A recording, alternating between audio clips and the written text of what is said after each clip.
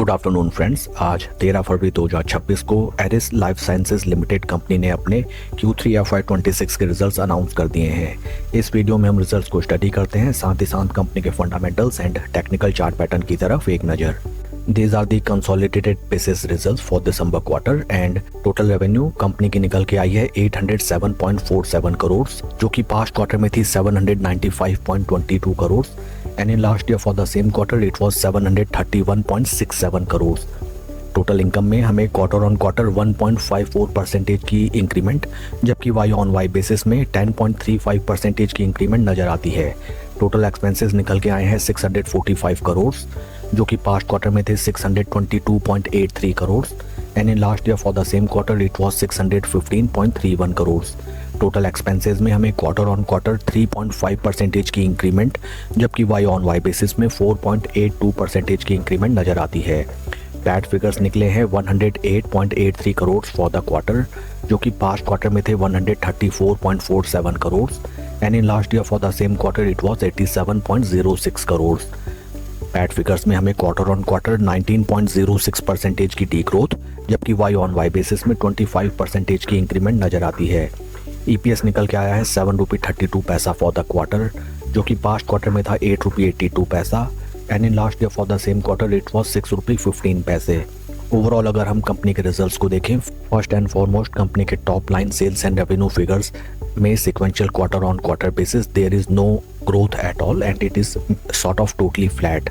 साथ ही साथ कंपनी के पैट फिगर्स में sequential quarter on quarter basis अच्छा खासा डेंट हमें, जो कि है 19% का, दिखाई देता है।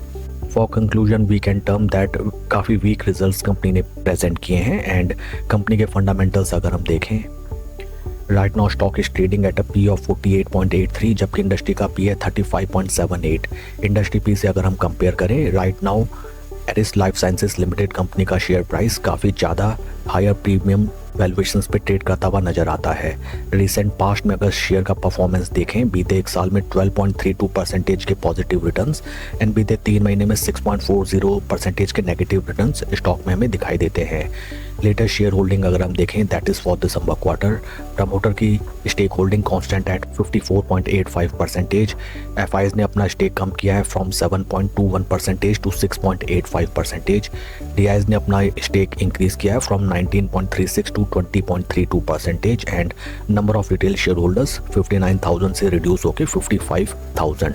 आइए अब हम चलते हैं शेयर के टेक्निकल चार्ट पैटर्न की तरफ।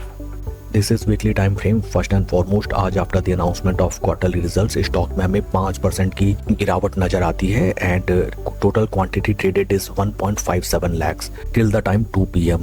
टेक्निकल पैरामीटर्स में देखें, स्टॉक अपने सभी इंपॉर्टेंट मूविंग एवरेजेस, जो कि हैं 50 एंड 20 वीक मूविंग एवरेजेस, उनके नीचे ट्रेड करता हुआ नजर आता है एंड काफ़ी क्रिटिकल है ये ऊपर के वीक पॉइंट्स, जो कि दर्शाता है दैट स्टॉक ने जैसे ही ऊपर चलने का अटेम्प्ट किया from 20 week moving averages, stock में सीवियर सेलिंग प्रेशर हमें देखने के लिए मिला। निचले लेवल्स में these week levels will act as important support points and share के परफॉर्मेंस को अगर हम कंपेयर करें विद निफ्टी 50, यहाँ पे भी हमें नजर आता है that for an extended duration of time share में केवल और केवल under performance as compare to the base Nifty 50 index.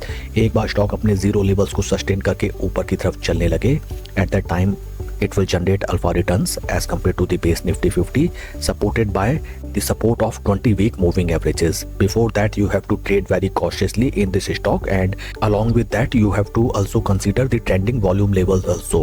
That's all for the video friends. God bless and see you always at the top. Thank you.